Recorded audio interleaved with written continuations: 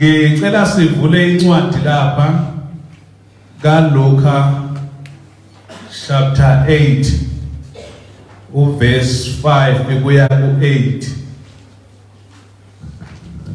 Luka chapter 8 verse 5. uJesu ushumayela ngemfanekiso verse 5. Kwaphuma umhlwanyeli ukuyohlwanyela imbewu yakhe.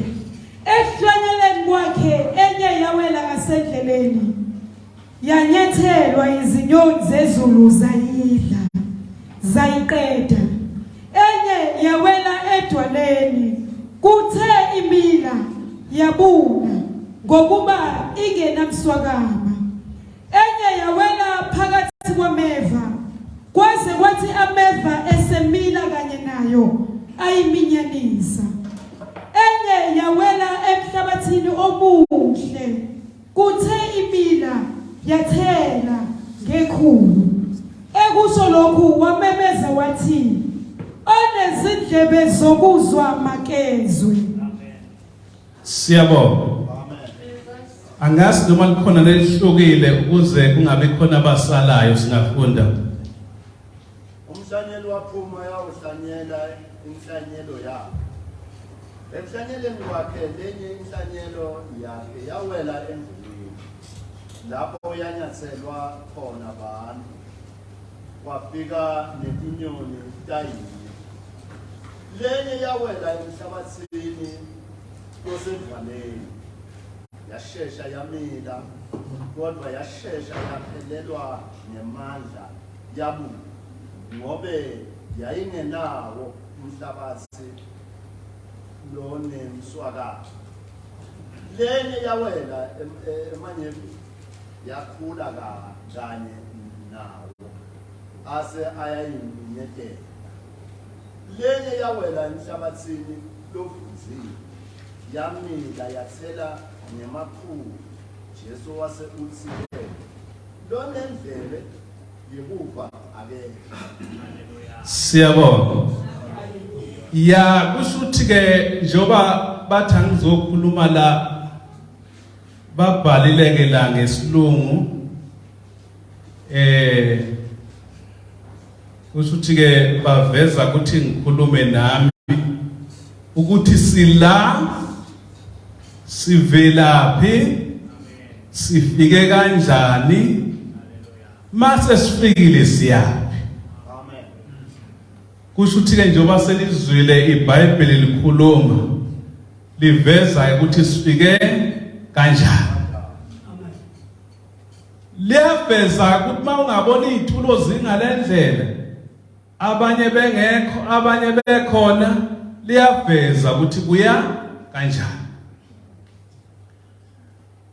Njengoba ke esekhulumile umshumayelikazi la umama Margaret ngiyabonga uwenze walula lo msebenzi ukuthi sizwe umlando eBhayibhelini ukuthi izasi zaqhamuka eMpumalanga sibe nenhlahla ke nami ngoba ngiphambi kwenu ukuze ke uqale umlando kule ndawo yakithi kwaNongoma kukhulunywa ngebandla lenkosi uJesu Kristu ophilayo, the Church of Jesus Christ.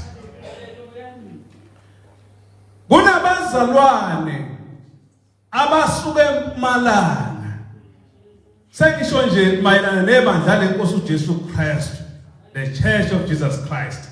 No angisho ukufika kwenkolo. Cela silalele kahle. Kodwa ukufika kwebandla lenkosi uJesu Kristu ophilayo. Lake engibakhumbulayo angisho ukuthi yibo kuphela. Kodwa engibakhumbulayo sibe nenhlahla emangalisayo thina kule ndawo yakwaNongoma. Uma iBhayibheli likhuluma ngophawu saba nenhlahla uNkulunkulu wathumela inceku yakhe ogama lakhe uphawu Mahlangu wafika ngonyaka ka1986. wayehamba naye kudadewethu emva kwakhe wamlandela dadewethu Mama Margaret wamlandela uThulani Mathe osesendulele bafika boJosiah Mnisi besezinsizwa nabanye bafika kodwa sese beqala ukufika kunenceke inkosi umfundisi uElzwane okwayengaye ukuthi kuvuleke ukuthi awu bandla lenkosi uJesu alibe khona la kwaNongoma. Uma ke befika la oPaul Mahlangu uke wahlala ube khona la insizakala khona eMaphophoma oba khona kwaCeza oba khona eMondlo oba khona eDumbe oba khona eNgoje njalo ngokusizwa uNkulunkulu. Mangikhumbula uMamnqumalo ube khona eMaphophoma waba khona eStitsi waba khona eNgoje kwenzeka lo msebenzi. Makwenzeka umsebenzi la ebuqedeni obathi Buxton waba khona umfowethu osenduleni uMathe waba khona nakoCeza njalo la eStitsi waba khona uMamnqumalo waba khona umfowethu uMnisi nabanye even abo Pastor BP baba khona baningi nje engababala. Ngithanda inkulumo yesezulu ethabaqedwa sengenzela ukuthi engathi omunye wamshiya usibani bafika ke nabafowethu omfundisi uNkosi Eric nabomthimunye bezosiza kwi-youth phela njengoba kade ekhuluma uMamnqumalo uthola ukuthi nisebabili nisebathathu uthola bazofundisa i-youth ukuhlabelela even sisahlabelela si-youth eyodwa ku-national yase-South Africa in the Church of Jesus Christ. Kusho bafundisa onke ngoba bebeqale ngalendlela ukuthi ama-circuit ngokusizwa uNkulunkulu. Babefika la ngabo 1993 ngoba kakhulu bebethunywa ncebo yenkosi esisendulele uPastor Mama. Behamba nabo Zakaria Mthimunye. Ingakho ngithe sifike kanjani la nisiyaphi.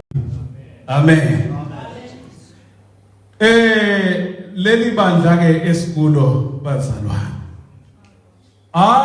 uNkulunkulu wasiza umfundisi uMathe engakabe umfundisi seyinsizwa nje ehamba waba lapha eSidinsi waqala umsebenzi wenkosi nakubeke lento evamkwenzeka ukuthi kuvukelwe ingceku noma kuvukelwe izwi lenkosi kwathi impi imanga kuye la efikele khona sekufanele ahambe uNkulunkulu wamsiza wayongenisa kwaNdlwana wongenisa kuphi mangithi kwaNdlwana ngisho la okwaqala khona umusi upastor wami Pastor Mtshali ncebo yenkosi eyithobile.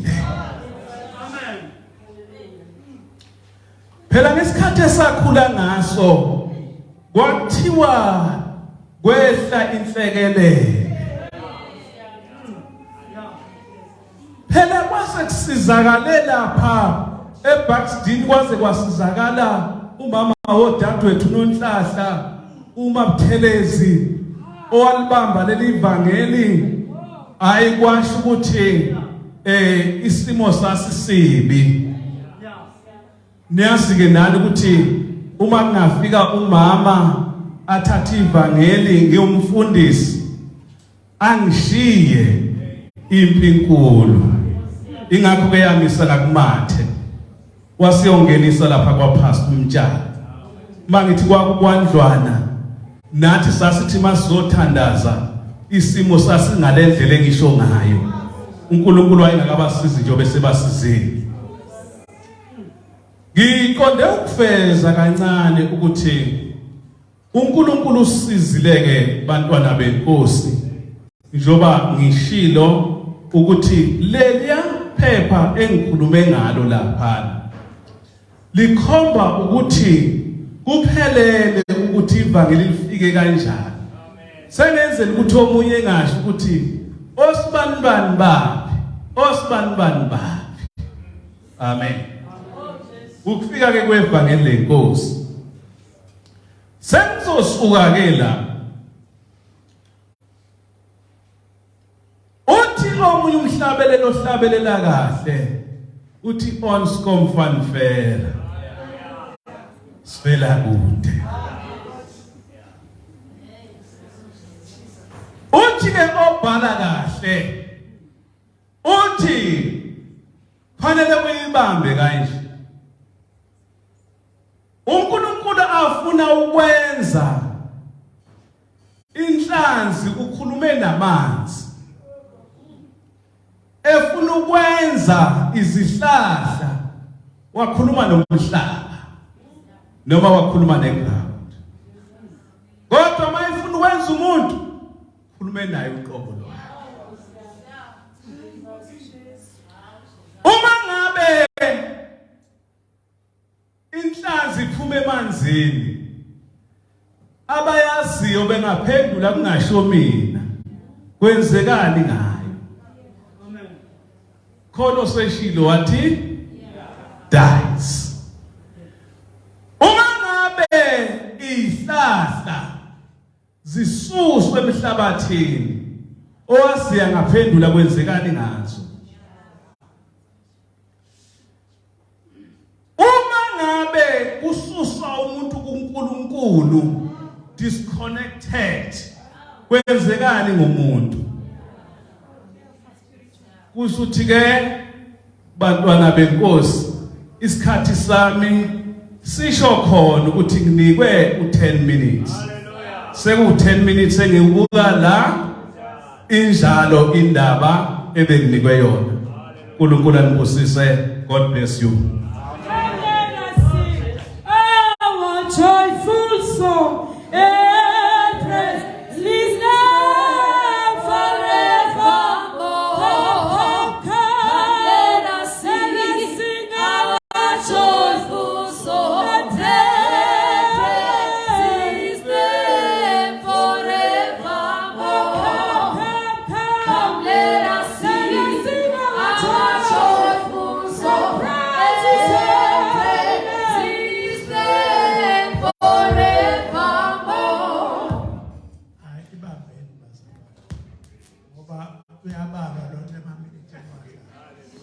Amen. Ukhulumayo uvusumuzo amazibuko usumuzo mzikayise ama initials amasepasini VM akusingawo MV umthole mawuzohamba kanjalo sikulungiselo bazalwane indaba enkulu lena ekuthiwa ukhulumele seniyakhuluma ivangeli lafika nobaba uZwane omkhwewa amen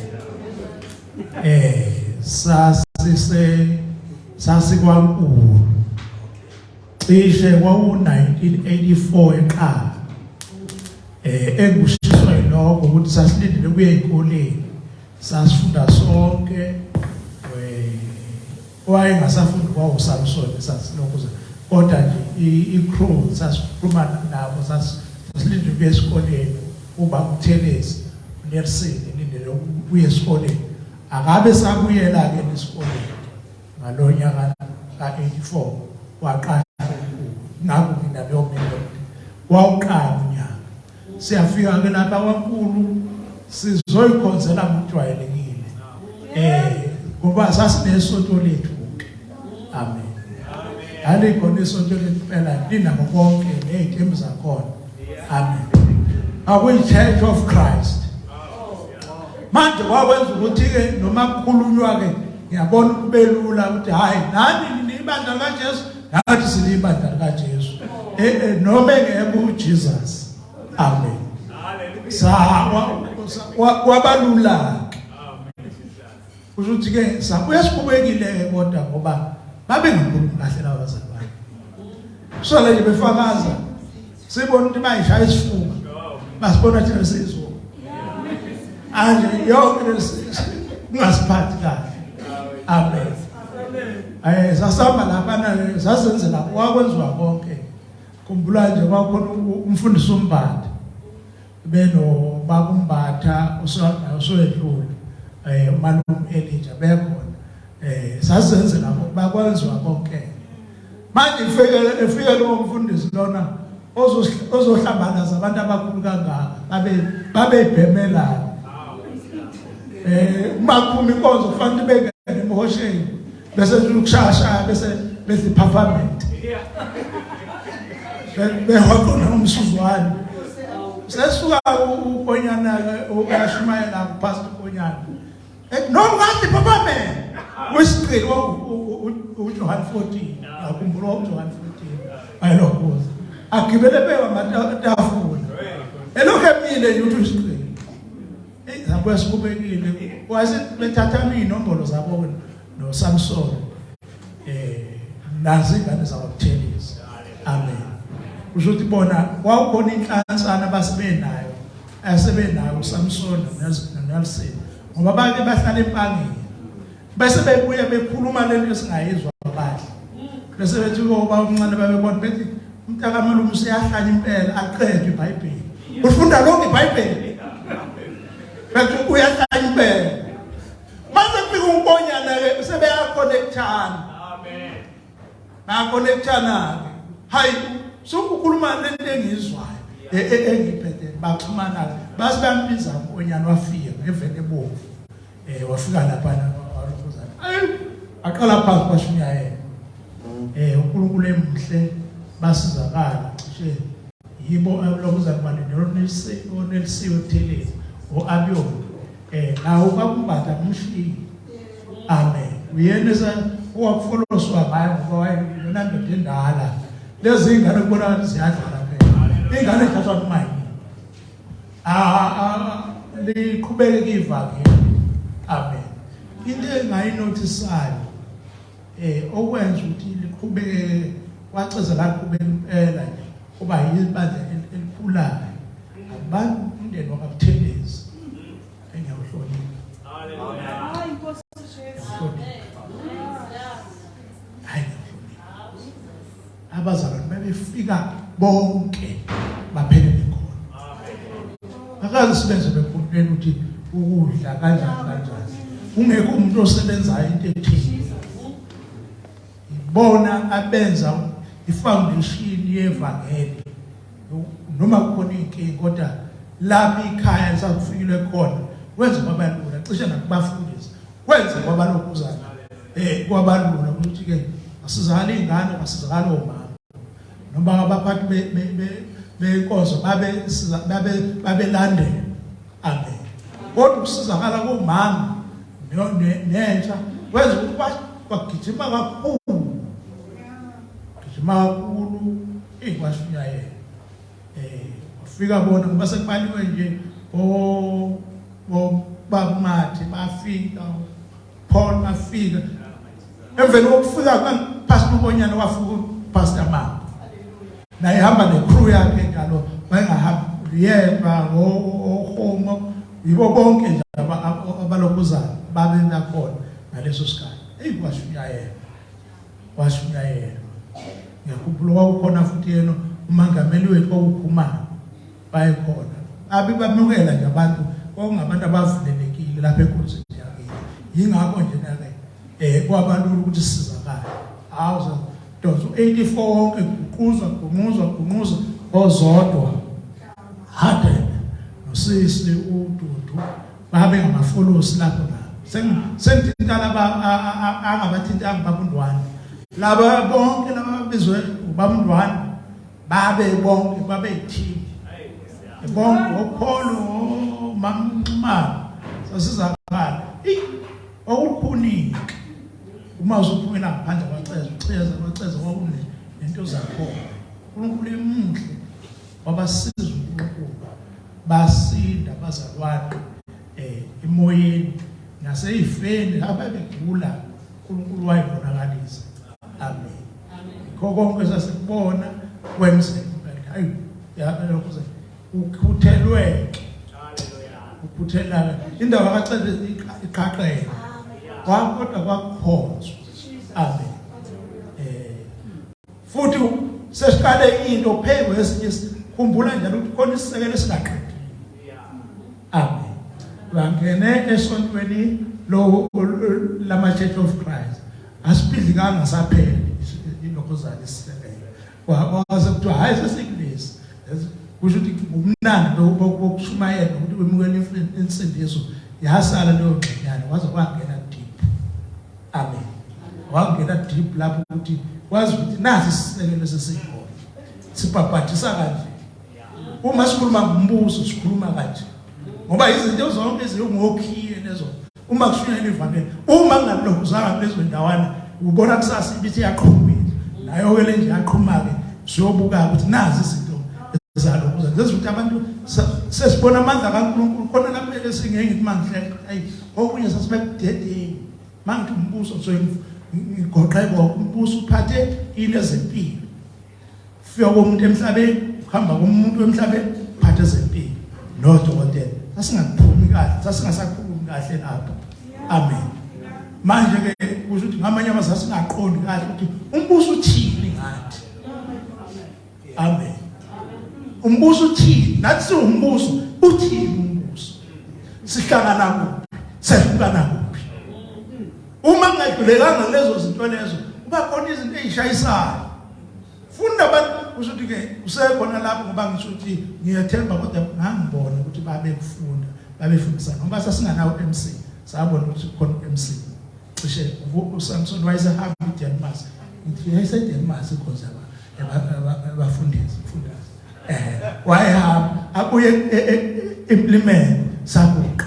Amen.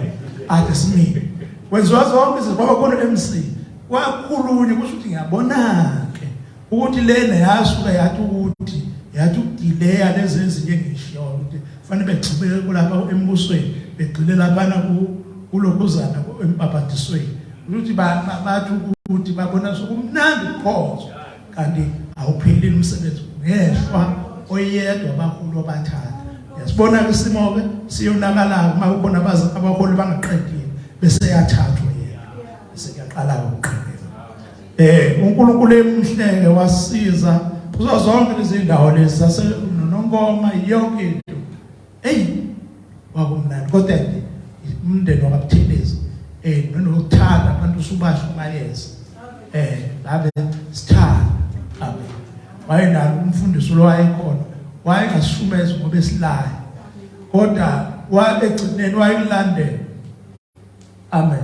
Abene umfundisi umntwana pastor umntwana uyazi ukuthi waphuma inkonzo aphume baphelekeze one by one ezoba lokuza khona omunye ongezwanga kahle siyaxoxa naye sasizakala mina ngahlala wonke unyaka 84 ngibuka hazo ngancibile ka 85. Amen. Phela into mangayizwa angezwa lapho kodwa ngoba sakuphendula imibuzo ungalili ngoba wayenesipilo ukuthi akuphendule into enoyibuzayo hayi esabisa noma ekuthethiswa ngoba abantu abathethiswayo nabasatshiswayo abami ekholweni ngoba mhlawumbe phela uvalo uzobuyela emuva. Fundisa mina usuphelile lokuza nayi siyabonga bazalwane lokho nje bengithi angisho osengibusisa. Sojabula tina sonke sojabula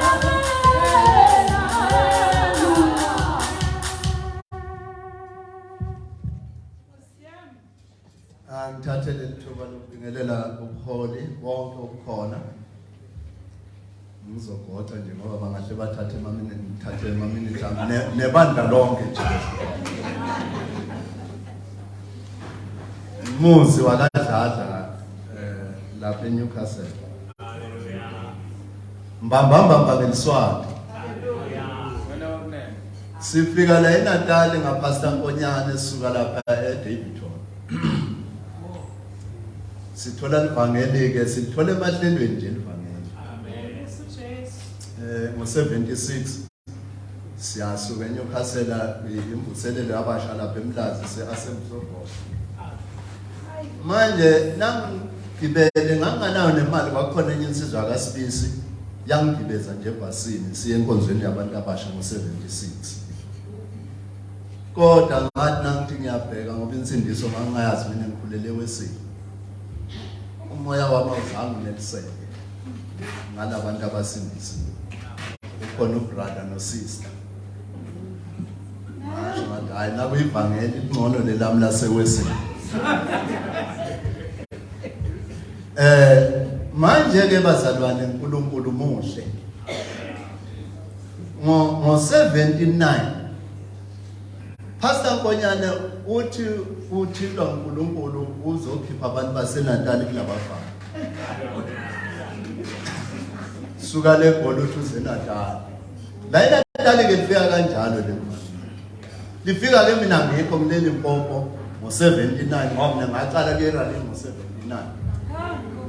Silapha eNkonjane esikolweni. Irally sibanenga cishe sibangaka eklasini eNkonjane. Irally yonke ihlangene cishe sasibangaka. Kufika Pastor Malepeki nomlayezo ngoba bebalapha eMahasoni. Banenkonzo eMahasoni mina ngilele Mpompo angazi ngebandla. Ngangileleke ngene ebusuku emsebenzini. Ngizwa lapha eMgobheni bayamemeza. Philip Dada khona okufunayo esangweni. Niye lapha esangweni ngithole ubaba engingamazi. Kanti uPastor Malebe sithi xoxa naye abe soyangitshela nje bana uPastor Nkonyane lapha eMahasoni. Uthe angifuna sangithola. Angichazele ngale ndaba yebandla ngoba sigcinane naye silapha emahlelweni. Ngiyambuleka kanjalo ke indaba yevangeli ngile eLimpopo. Manje ke la eNatal liyafika ke ivangeli kaPastor Nkonyane khona indoda kwakuthiwa uZwane. Eyona yasebenza kakhulu lapha yana eNewcastle kwaZwane section 5. Kodwa enayo church yayifana neliphawu lomgwaqo. Mwana bethu sebandleni. Inkinga ke yadaleka ukuthi kuthiwe lebandla registered ePitoli. Wahluleka Zwane kuyibamba emthandazweni wathi awuNkosi ngicela ungisule. Mina bengithi ibandla leli la register ePitoli ngicela ungisule.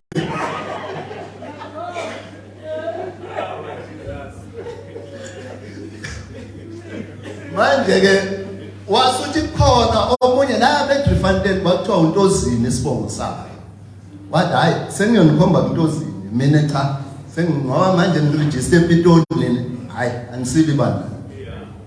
Mina ngifuna ibandla likamoya. Amen. Afike ke baMtozini lapha yana eNewcastle ashumayela kahle. Kodwa naye angekho kuleli banga. Ngenhlanhla Ntozini wazi laba obapholi. Athi hayi khona abanye abayibandla ngibaziyo. Obakuthetha. Lady obakuthetha. Wafika lapha yana eNewcastle.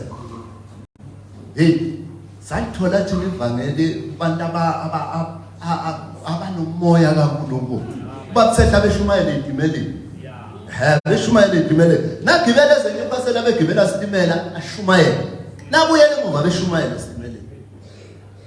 Then lafika kanjalo lelivangeli ke seliyahamba bazalwane. Manje isikhathi uyazi ngithanda ukukhuluma ngesikhathi kodwa abethi yawa kusho umrebe. Ya ungasaculi wemazibuko kodwa ke baze bambiza bathi yawe imbewu abanye nje nathama bathi nangu yawe imbewu nangu yawe imbewu yini indaba kwakhona abantu la eBhayibhelini angithi yabona eBhayibhelini lesizulu khona lo muntu otshalayo lapha ya manje abevula zona ngathi imbewu kufaneliwe manje ashumayela sifikela lapha eKilkile eDanhauser sithole kumthabela lelivangeli lapha yana eDaveyton mfundisi umthabela umfundisi wethu leyo ndoda leyo sasindiswa kuyo indoda esithi kakhulu uphasa nkonyane bamxoxa saxoshwa lapha akasathile waxoshela lelivangeli waxotsha impela bathi hayi wena usuka le goli uletha insindiso kufanele kusonto kulesonto la ekhaya ngoba lapha kwaba umthabela bekune sonto laku manje nowathola insindiso manje uphasa nkonyane ufika lapha sofika nensindiso bathi ngeke uhlale la nangabe ungafuthi lapha le vangeli liyahamba bazalwane nangapho sisibamhlakwane uMathe ubaba uMathe lebakhuluma ngaye ivangeli lithola bakakunene kagogo wakhe lapha esection 5 sishumayela khona bayasindiswa kanti uMathe ubuya le dududu eMkhomazi yes sekuyahleleka kuthiwa asiye eMkhomazi phasuho ukhona bahambe kuqala nobabukonyane baye eMkhomazi sibalandele thina ngolesihlanu nasifika lena ke uMathe ke simlandele edududu eMkhomazi lawo lo bamthintile nje ubuya leMkhomazi baba uMathe lihamba levangeli njengoba sebathintile lithi liyafika nala kaNongomo pastor Mtshali umuphi unyaka nje pastor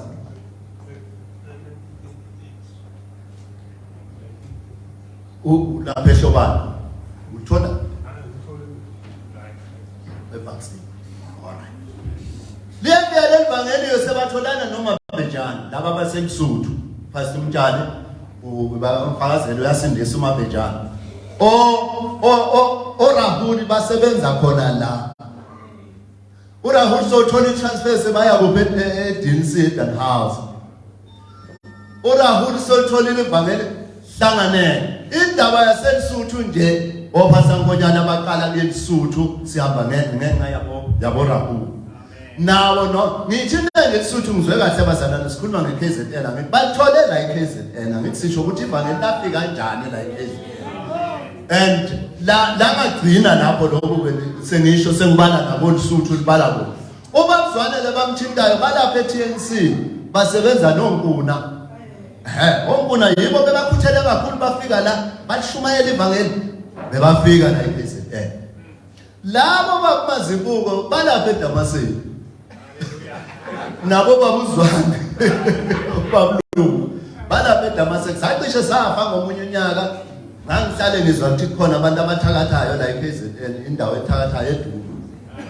siyafika kuhlelwe basanzimanda ngazwa ukhona yini ngalonyaka silapha yana eBhadeni ngazwa ukhona yini what sasabo Eric nomthimuni silapha eBhadeni bazalwane into engayibona kulesonto labo bakumazibuko ngamangala mina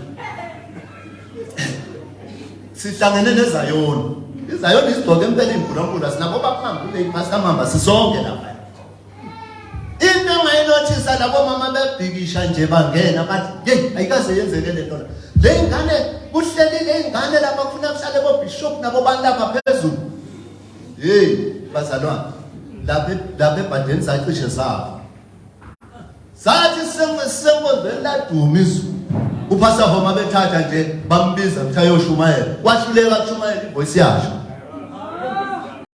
ivoice impela wahluleka kushumayela laduma izulu igibhide lengiyifunda la ngangiqala kuyibona lapha eBhadeni ngathi hey lacishe lasilede izulu eduma kangaka ngaze ngalo sathi siphumela ngaphandle kwagcwele inwane lapha uhluleka nokuhamba sathi siyogeza emfuleni ababekhona bayakubuya sathi manzi wawuqeshisa izilwane sifuna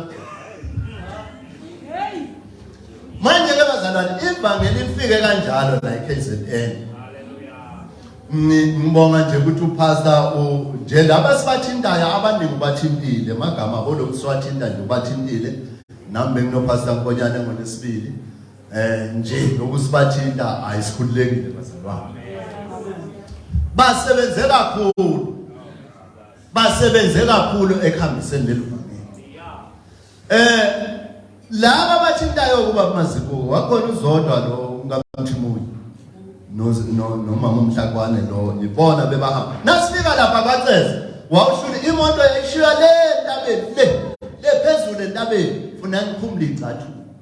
Ngeke uhambe necathu uyofika lapha kapthelezi phansi. Funa ngiphumule. Ngathi nangifika le ndawo thina sithi sizama ukukhuluma ukuthi Nkosi yami le ndawo wathi bakumamba la unomuntu kaNkulunkulu khona kufanele sifike. Abakumle ngisho icathulo makuhamba omangiphanazi bakumle icathulo sehla siyaphansi kacela. Sehlela. Indaba yevangeli ke injalo bazalwane. Ngeke ngikushiye ukuthi sinabasizakala amasenior asizakala ngokufika kwevangeli. Nampo bamhlakwana sizwa zokuqala. Haleluya. Sizakala 1982. Ngo-1982 ibona mazibulo ke nabo bosesidudu bonke lapha eNewcastle lelivangeli labazala baze beka sehlelweni naye. Amen. Kodwa kwashunyayelwa indlu kaNkulunkulu bayibona. Lo bathinta ke futhi bathinta lapha yana uPaul Mahlangu. Bafika nalapha eMondo nampo zodwa sukuma maculo sukuma namba basizakala ke lapha koMondo nje ukuhamba kwalevangeli. Haleluya. Yawe impilo bazalwane uNkulunkulu usizile nakho namhlanje uthe umfundisi naqala lawa lamavesi awafundile ethi enye yawe la isizathu esingaso nje lokusinje ngaleso sizathu. Ngo-1983 sasise Hautswana ku child ministry. Ngo-1986 ngo-1986 sasile Hautswana sisuke KZN siye kwirali yeingane. Ngicela nje kusukumisa laba abake bafundisa ilist yabo ngisena isikhathi isincane. Ngicela nje abake nawake wayifundisa i-child ministry. Ngicela usuku. Ngiyaxolisa kwenza kanjani. Nangabe nje wayifundisa. Siqale nabo ke sishumayela lapha Sunday school osesimagrade noma abashada besikhona Pastor Nzimande noma abashada besikhona zimbala kabi inkonzo engakaze niha. Siyabonga sisi. Ngicela kusukumisa laba abake basindiswa njengoba usesabe sathinta la kwi-child ministry noma ngawumama manje noma ngawuyini kodwa nangabe nje wake waba lapha kwi-child ministry.